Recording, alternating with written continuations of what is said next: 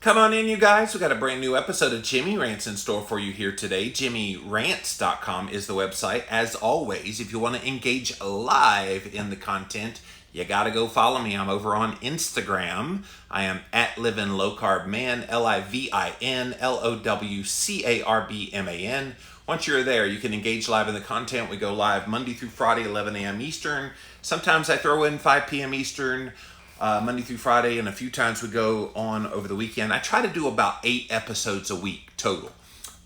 So tune in. Instagram is where the fun begins. We also simulcast on my Facebook page, so thank you guys for being here, as well as on YouTube Live. So thank you all for watching Jimmy Rants here today. If you missed the live over here on Instagram, you can watch it on replay for up to 24 hours. After 24 hours, it does disappear, but we have 2 specific places you can watch the past videos.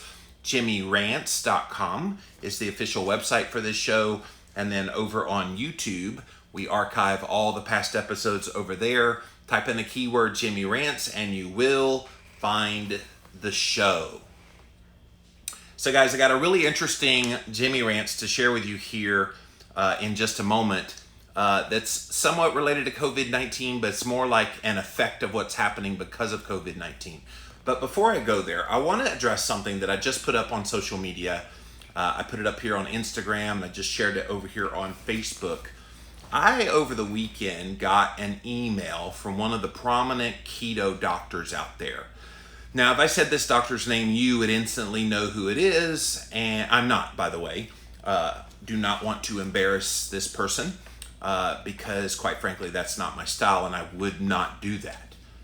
But I was shocked when I got this email, and it basically stated, I'm disappointed in you because you're spreading misinformation about COVID-19, and you should know better than that.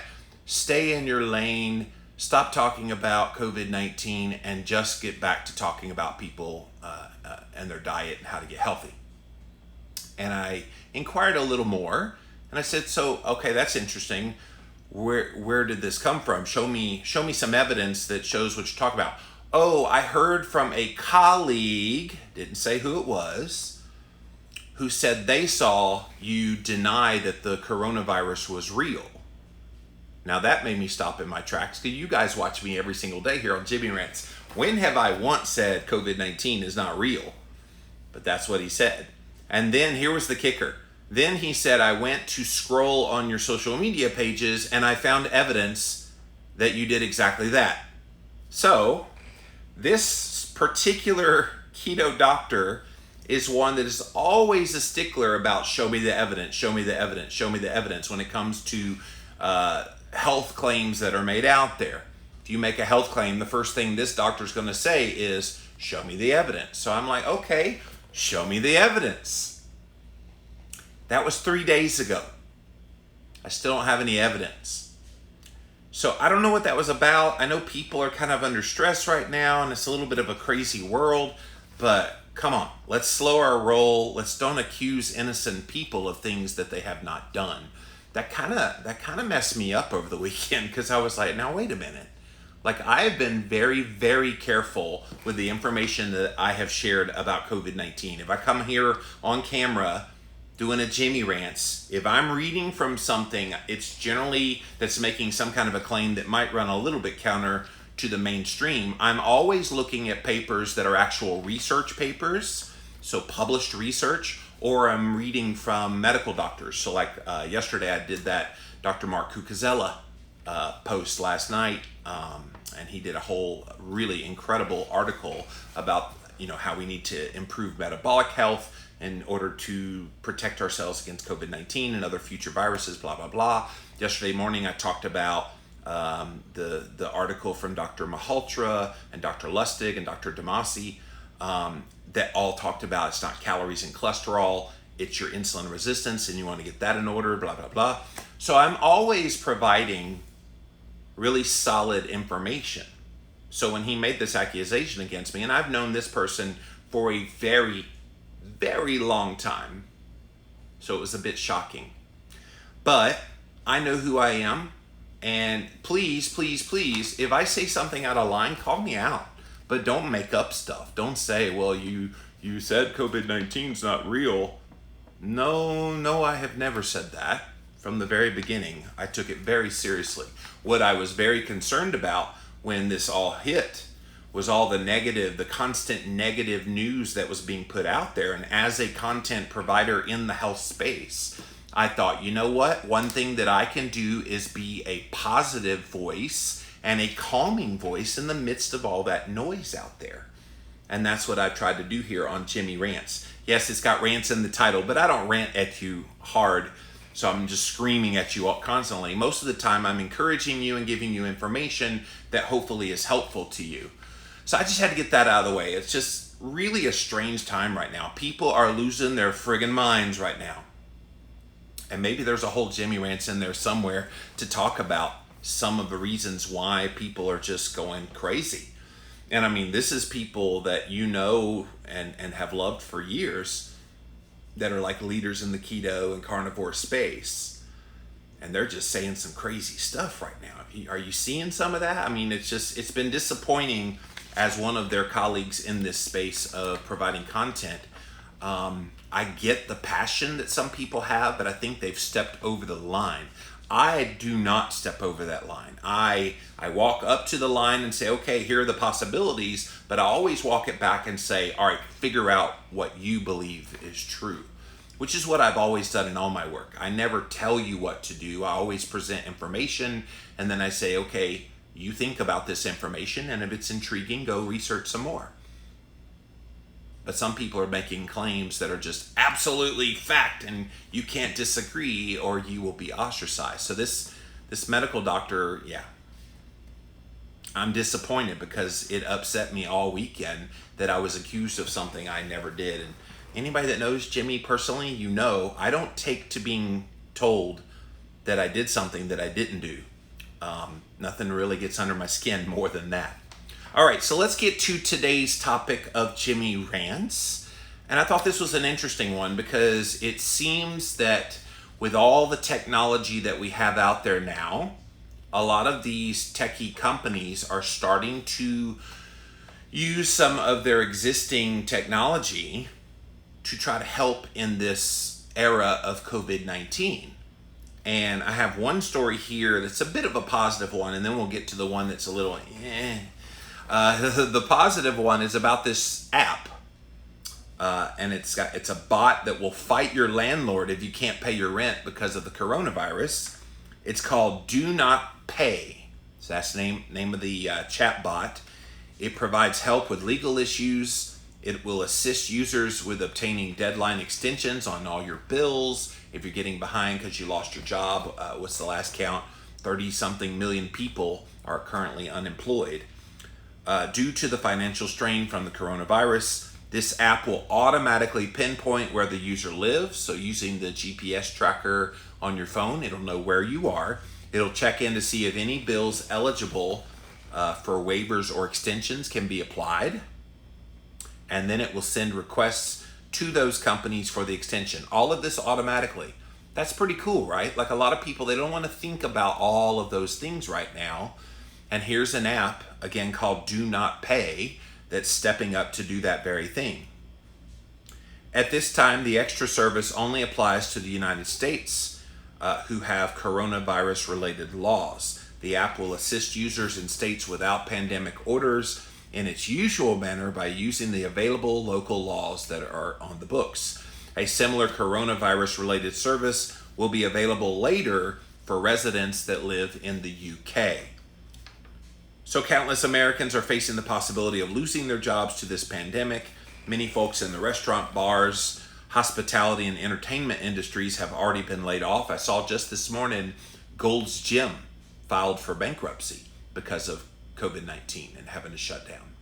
I am a member at Planet Fitness, so it's going to be interesting to see what happens with some of these businesses like those that have had to be forced to shut down. Substitute teachers, contractors, and small business owners are also struggling with this sudden lack of income. Some states like California and Washington have issued emergency orders to pause all evictions during the COVID-19 outbreak to stem the damage done to people who have been financially impacted by the coronavirus. I can tell you, I got a little bit behind in early April because I was running out of money. I've since been able to get some money, but I was running out of money. And so a few bills got just a few days behind. And you should have seen the nasty grams. I'm like, okay, I get it. You know, they're trying to make good on the bill, but like they have to understand, especially somebody that has a good payment history. Why do you just assume they're suddenly a criminal when they miss a few days on a bill? I think across the board, they could really give a little more grace. Now, I get it. All these companies, they need to get paid too, so I get it. But they got to know the situation that people are in. In other states without any protections, residents may find further hardship from landlords now raising their rent to make up for some of the losses. Utility companies shutting off their services. Thank goodness I have solar panels on my house that if I was to have my power shut off for whatever reason, I've got solar panels that will produce some energy. I also have a generator, a whole home generator that will kick in that if I had no power at all, it would run my house for 2 weeks. So they can shut the power off if they want to. I'm gonna be good for at least a little bit. But not everybody has that. All right, so the shutting off the services by the utility companies and the landlords raising rent. The Do Not Pay app, which we're talking about here, hopes to help with that. Initially created to assist people fighting against traffic tickets, this Do Not Pay app, the app has since expanded into services, including filing a small claim against a company. The app calls itself the world's first robot lawyer. It specializes in automatically dealing with all the filing and paperwork process for the end user. This means if the initial letter requesting a fee waiver or bill extension is denied, the service will promptly send another firm letter that cites local and state laws that will convince them to approve the request. So this is all automated, you guys. You get this app, again, it's called Do Not Pay. I assume you can download it from any of your app stores that you use. And it does all this automatically once you turn on the service. And as far as I know, it doesn't say it here. As far as I know, it's a free service. I haven't seen anything about what they charge for this. The service can also provide assistance with credit card bills if you get behind on those, though the extent depends on the credit card company. According to The Verge, too many companies have reacted with different levels of compassion during the pandemic. Some are talking about skipping a month's rent to make business as usual, to keep business as usual, which warrants a bit of negotiation to make that waiver request. It takes some time and mental energy to go through this process, which some people might not have right now. So by relying on this app, the founder of Do Not Pay hopes that what services it can provide will allow Americans to focus less on their finances and more on trying to stay healthy and taking care of their loved ones during this uncertain time. So there is a use of technology that I think is pretty cool. And of course, some people have concerns because it's using the GPS app and it knows where you are and it knows you're behind on bills and all this. So I suppose if you have privacy concerns, you may not like that. But for those of you that don't have those concerns, this could be an interesting option for you. But there is another bit of technology from two of the big boys in the technological world that might have you a little more concerned. Now, I recently talked about on Jimmy Rants, it was one of the ones I did on an Ask Me Anything recently, and it was talking about Australia implementing this app that you voluntarily could sign up for, and it would track you, and in the tracking of you, if you have symptoms of COVID-19 or you're around people with symptoms of COVID-19 that have signed into this app, it will alert you and it will say, look, you're within like a half a mile of someone with COVID-19, you know, you might want to move out of the way.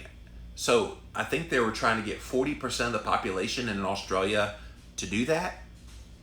And I'm not sure how many people have actually signed up for it. But Apple and Google have now gotten in on this kind of technology, and they've taken it a little bit deeper than Australia did. Watch this, you guys. This is out of CNN. Apple and Google show what their contact tracing system could look like. So Apple and Google just provided the first look at how public health apps could use the coronavirus contact tracing software they are jointly developing. These two tech companies shared a series of images and guidelines on Monday for governments and public health authorities to integrate with their contact tracing app, including how users will be notified if they've been exposed to someone who has the coronavirus. They also laid out requirements for the apps that use the system, including that they will not run any ads, so that's one of the prerequisites, and will not collect any location data. Now, I know some people are skeptical. Of course, they're going to collect your data. That's what they do. But they're promising they don't. Apple and Google are developing software that will piggyback on public health apps rather than developing their own app. But they said on Monday that many authorities have been asking for help in building those apps. So, do you have any public health apps on your phone? If you have an iPhone, which I have one here, and I have an iPad, that has a health app. I wear this ring that tracks my sleep and my steps and some other things called the Oura Ring. It is a health app. We all have these health apps on our phone. What if they start integrating, Apple and Google, this contact tracing system into those apps where they keep an eye on your vital signs to see if you're getting sick? In fact, with the Oura, I am currently in the midst of one of their studies. They're doing a study on COVID-19 right now, and they want to see if tracing and tracking wearables like the Oura Ring can actually predict that you're going to have COVID-19 before you actually have it. And so I do not have it, have not had it, did the antibodies test, and it came back negative. So, and in fact, I saw just this week, they're going to send me an antibody test in the mail for this study to get tested. But they want to see if they can predict that you get coronavirus long before you show any symptoms. So that's interesting. But with this, they want to trace it so that all these health apps use this software behind the scenes. So maybe unbeknownst to you, you don't even realize that you're being traced and tracked. Are you okay with that? Like, that's interesting to me that this technology is being developed. And of course, let's not pretend like they haven't already come up with like tracking and tracing software. I've got a Alexa over there. Hi, Alexa. I'm not sure. Yeah, you're not sure. You're never sure. That I know is listening to me, because sometimes I'll be having a conversation with someone, not right now because there's nobody else here, but I would talk and then it would give me suggestions for ads and things like that. You guys notice, I know we notice this. You start talking about something and next thing you know, you look on your phone and there's a pop-up ad for that thing you were just talking about. So we know they're listening. Hello out there. We know you're listening. Okay? So if I'm not bringing this to your attention today, would you even know Apple and Google are doing this? And are you okay with that? These two longtime rivals who control two of the world's most popular smartphone operating systems, they announced last month that they would work together to help governments track the spread of the coronavirus using Bluetooth technology. They will initially set up a feature known as API, set to roll out later this month, that public health authorities say will integrate with apps on the iOS, which is the Mac, and Apple, or Android systems. Apple and Google are looking into ways to eventually notify users when they've been exposed to the virus without needing an app. And again, I say, it's interesting. COVID-19 puts this on the radar screen. Why don't we do this with other diseases? What would be really interesting to me is if we had, people wearing CGMs, like a continuous glucose monitor, and you see someone with a very high blood sugar, and you're in a grocery store or something, avoid that cart because whatever they're eating, it's making their blood sugar go wild.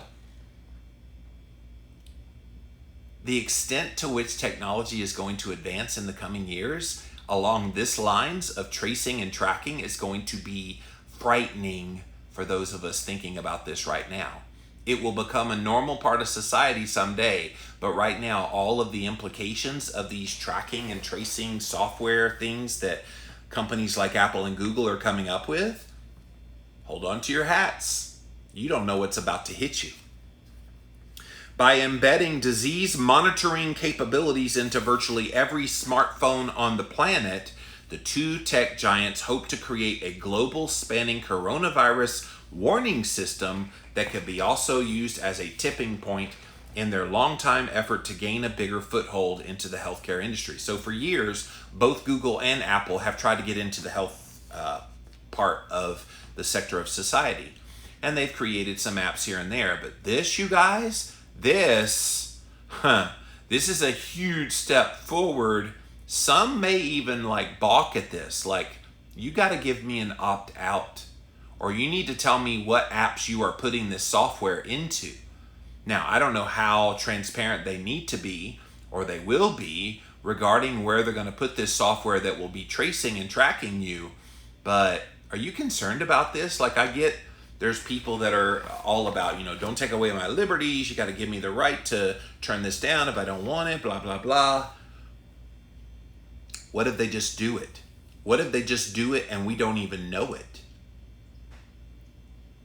It reminds me of that Tom Cruise movie, Minority Report, where they were arresting people for future crimes based on an algorithm in the software. And so they would be arresting people for the future crimes that they would be committing because they could see the future crimes long before they happen based on sets of circumstances. Will they predict that you're going to get coronavirus in the future and thus you have to be forced quarantined? And you start letting your mind wander in this direction. It gets a little bit kind of frightening to think about. But this is the kind of technology that's being used and getting ready to be put out there for all the world. Contact tracing initiatives in various countries, particularly those enabled by technology, have raised widespread privacy concerns. That is a big concern that so many people will have with this, that Google and Apple are trying to get ahead of. In their update on Monday, the company shared sample code for apps that could use their contact tracing tools and guidelines to protect user privacy. You can tell me all day that my privacy is going to be safe, but until I have some kind of assurance that's solid and verified, you might as well just assume your information is all going to be exposed. In other words, how would they be able to contact you if they couldn't see your information to contact you and let you know you're getting close to somebody with coronavirus? You see how scary this gets really quick. Those guidelines include that the system will not collect your location data. Again, how do they not collect your data about your location if they're going to send you information based on your location from the GPS on your phone? I suppose we're just supposed to trust they're not going to keep that information, but they have to get that information in order for this to work. It will be used only by health authorities without being monetized. All right, who's health authorities? World Health Organization? Are they a health authority? Local doctors? Who defines what the health authorities are? A lot of questions about this, you guys. And it's great they're not wanting to monetize it, but money makes the world go round. Somebody's going to try to monetize this. They will require explicit user consent. I want to see that one. Explicit user consent means you got to know, and you're either opting in yes or you're opting out no. And if you don't opt in yes and they don't give you the option to opt in or opt out, you need to be automatically opted out. I think you're going to have to totally opt in and opt everybody else out, or this won't work. If they opt people in that didn't want to be opted in, that's going to be huge. They're going to have major lawsuits on their hand. And will be disabled once contact tracing is no longer needed. Are we serious? Are they seriously saying contact tracing no longer needed? They're talking about this COVID-19 lasting the next maybe year or two. And at the end of that, what's to say there isn't another coronavirus that comes along that will need to be traced Do you think once they open this Pandora's box to allow this contact tracing to take place and all the incredible data they will be getting from this, that they will ever let it go? It's kind of like those governments when they raise taxes, like state governments raise taxes for the purposes of like building a road or something like that. And then when the road is completely built, do they take away the tax? Not usually. Most of the time it sticks around and they'll reallocate the funds to other purposes. So once this is in place, it's pretty much here. Are you okay with this? The API can also be used by only one app per county, the company said, but added that they will support governments that prefer to deploy the system at a regional or on a state level. So there are still concerns about the effectiveness of contact tracing apps, including whether enough people will opt in. That is the key.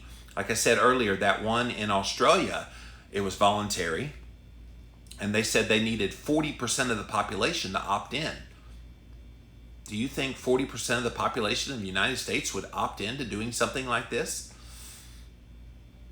I don't think so. Enough people need to opt in order to provide a clear picture of how the virus is spreading and the relative lack of smartphone penetration in developing countries. But Google and Apple representatives say the technology would provide a much more effective option to track exposure to the virus than traditional contact tracing methods, which involve manual recording of those who have tested positive and who they've been in contact with in recent weeks.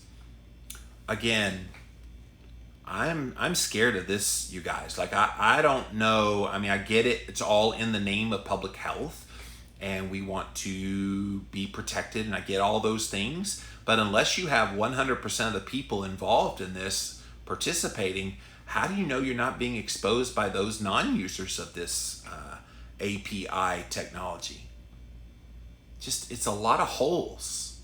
And I appreciate the effort using technology, but I think this is going to be an abysmal failure. And at the same time, you're giving all this information to companies to use for whatever purposes they want to use. I know they're promising not to monetize, they're promising to not store the information, but does anybody really believe that? And who's to say they're not already getting some of this information from us anyway, and by having us opt in, this just like gets them off the hook from doing that. Oh, you opted in, so you gave us permission. It's kind of scary when you think about it. The companies say their technology looks to support and enhance the government's existing contact tracing efforts rather than replacing them. So that's what's going on, you guys. In response to COVID-19, we have this app and this software specifically being created to help trace those people who have COVID-19 so that you can stay the heck away from it. What my thinking is this: if someone has COVID-19 and they're dealing with it, why aren't they quarantined? Why are they out and about where you would be exposed? Like, I'm not understanding why this is an issue. Now, I suppose the question becomes, okay, is this someone who is asymptomatic? But again, how would they know that they have COVID-19 unless we get some kind of widespread testing where people know that they either are or not, if they have the antibodies or if they don't have the antibodies, so forth and so on. This is a convoluted mess. And yet we're supposed to trust that this tracing software, oh, it's all on the up and up. Yeah, I don't know about you. I don't think it's on the up and up at all.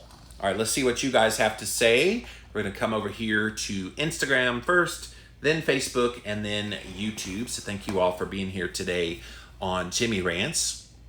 Welcome in, welcome in. Head on over to jimmyrants.com, and you can see all the past episodes. The Musing Poet says, rant on. That is what I do here. Bexy Girl said Tennessee Vols color. Yes, I actually am, and my alma mater is the University of Tennessee, so go Vols. I have never heard you say that the coronavirus is not real, Mama Ora said. No, I have not. James said the same thing. Never heard you say that. I have not. And so I'm not sure where that came from, but it's unfortunate that this prominent keto doctor made that claim. If you joined us late, a prominent keto doctor chided me over the weekend in an email that I was spreading misinformation about COVID-19, saying it wasn't real. And I'm like, okay, show me the evidence. And to date, I have not gotten any evidence that supports it. And then when I asked him further, oh, I heard from a colleague that said you said that. And then I looked it up and I found that you did say that. And I'm like, show me, prove it. And that was 3 days ago, and I haven't heard anything. So, shut your mouth.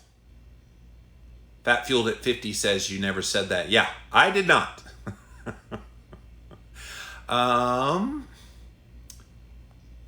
James says, I love what you do here. It's not ranting, it's actually raving with thoughtful discussion. Well, thank you. That is the goal that I'm trying to do here. Bonnie says, stress sometimes causes people to do things they would not normally do. I'm sorry that happened. It's disappointing. We know you are always about the truth. I am. Try to be anyway. I have a Fitbit, says Bonnie. So yeah, Fitbit would probably be one of those kind of apps that they could integrate this software into to see what's going on. So are you getting your steps in, Bonnie? Oh, if you're not, you might be susceptible to COVID-19. Like, who knows how they're going to use this information? Beth says, my roommate and I had a conversation about having a bicycle shorts and bicycle seat with the hole in the middle. About 3 days later, I was scrolling through Instagram with an ad of a picture of both of those things. Of course, they're listening. Yes, they are listening. Alexa, are you listening? David says, you can always make a slippery slope argument, but I think using this technology for contagious disease is different than using it for something like food in your cart that will make you unhealthy. Maybe. Rachel says, Technolog phone tracking technology. The pro is I would never be falsely accused of a crime because my phone shows I was sitting on my couch on YouTube buying pork rinds on Amazon. That's true. Chris says Facebook is already collecting your location. That's why I get advertisements for places all around me. That's true. David said, regarding the privacy issue, I'm totally with you. That said, the reality is, despite whatever reassurances they give, there's really no more privacy if we decide to use these technologies. R.W. Hempel says, the less apps, the better. Yeah, I was thinking about that earlier when I saw this story. Could we just delete all the health apps off of your phone? Now, that's inconvenient because a lot of us use health apps, especially those of you that watch me. But would that solve the issue? I don't know. Bonnie says Alexa won't answer you because you're on to her. Alexa, am I on to you? Sorry, I'm not sure about that. Yeah, she's not sure about that. So there you go, Bonnie. You're right. She's been a little shifty in her answers lately. David said, I think the point of this tracing app is that after you find out you have it, people that were in close proximity to you would be alerted. Okay, maybe. But that wasn't clear in the description of what this app was about. But that's a good thing, I suppose. It's still very disturbing to me on a lot of levels for a lot of other reasons. All right, let's see what you guys have to say over here. Thank you, Instagram. Over here on Facebook. Patty says, are you sure it was actually the doctor and not someone who hacked his email? I texted him. And I was like, okay, I got this email, and it's kind of weird. Did you send me an email? Oh, yeah, I was very concerned. And so he reconfirmed that it was them. Trust me, the first thing I thought of, Patty, was that he got hacked. Trust me, that was the very first thought I had, because this was way out of line for this particular doctor. So, yes, I did verify, and he did confirm that he indeed did send that email. Janet said, I don't trust it for sure. Go Vols. Yes, go Vols. Luann says, makes you want to read every word of the updates on your phones. You really should. Like a lot of us, we get those updates and all those things, and we just assume, okay, they're on the up and up. Yes, approved. And maybe not. Maybe we shouldn't have done that. All right, let's see thank you, Facebook. Let's see what YouTube has to say about all we've shared here. Wow, look at all them comments. Really loving this being live. Well, thank you, Shirley. I'm really happy to be here live. I'm always nervous about how much information I have out there, always cutting off my location services when I'm not using GPS. I used to cut it off as I was driving into my neighborhood. My husband got us 3 of those ALEXAs. Against my will, Google on my phone already spies on me enough. Kim Call says, I don't have ALEXA. I don't like the idea of contact tracing using my phone. Yeah, you're not alone in that. I think a lot of people have those issues. Shirley says, I will never knowingly agree to any kind of tracking. The GPS function I turn off regularly. They already have enough of my information as it is. Yes. The only thing about Alexa is you can play really great music and have it do all kind of things. But I get it. You kind of trade off that entertainment value for privacy things. And so I have them. They're listening to me. I got so many devices on my property. They're hearing everything I'm saying. So, all right, let's go back over here to Instagram. See if you have any final thoughts. Rachel says, does health insurance apps count? They hold full health histories. Hey, I don't know, Rachel. I know they're going to be working with a lot of these health apps. They just generically said if it's a health app, they're going to be working with them, putting this software behind it. Now, again, they're supposed to give you an opt-in and not automatically opt you in. So I don't believe that, but we'll see if they do that. So, all right, guys. So what do you think about this? We got these apps, this technology that's out there that will be tracing and tracking for people that get COVID-19 to let you know, okay, somebody within your sphere of influence has had COVID-19 and it's going to alert you. I mean, on surface value, oh, wow, yeah, I want to know so I can avoid blah, blah, blah, especially in the coming months as we get back out there and are socially distancing, but not totally holed up in our houses anymore. Some people will see, oh, it's going to be helpful, blah, blah, blah. Maybe, but there are some major concerns about it that I hope they address. David says, on Google, I found this button that said location history. Google showed me every place I had been over the past 2 years. David, that's not surprising. They've been tracing everything. In my car, I've got a GPS in my car. And I will regularly get an email that says, oh, your car is parked at, and it'll give the location, and you left your door unlocked. So yeah, this is already in existence. They just want to step it up into the health realm. Bonnie says the location I agree on both sides, but let's just say my daughter was kidnapped. I believe that's something we could see her last location, not sure. Again, I think if that's something that you are concerned about and you could use, then great. A lot of times you can remotely turn on those kinds of things. If it's like a parent and child, the parent can turn on things on the kid's phone. Anyway, there's plenty of technology out there, and the technology is constantly evolving, and we just need to be aware that they're going to use that evolving technology for things like what I talked about here today on Jimmy Rants. So now you know, you've got the information, and I hope it kind of gives you some food for thought to think about as we go into this living in the world of COVID-19 and coming out of it. What's this going to look like? And this is one of the things that's going to come up. And if you didn't know, now you know. That's it for this episode of Jimmy Rants. JimmyRants.com is the website. As always, you can enjoy watching the show live. I go at 11 a.m. Eastern Time, Monday through Friday, so go check it out over on Instagram. I am at Livin' Low Carb Man, LIVIN LOWCARBMAN. Once you are there, we do go live 11 a.m. We also throw in some 5 p.m.s. I'll probably do a 5 p.m. later today, depending on how I feel. And sometimes I do weekend ones as well. I try to get in about 8 episodes a week. So thank you for watching Jimmy Rants. If you missed the live, we do simulcast also on my Facebook page as well as on YouTube Live. So thank you guys for being here today as well. If you missed the live, then keep it up on here on Instagram for 24 hours. After that, it will need to be watched over at JimmyRants.com or over on YouTube. Type in a keyword, search Jimmy Rants. You will find the show. So guys, that's it for now. We'll be back again real soon with more Jimmy Rants. And that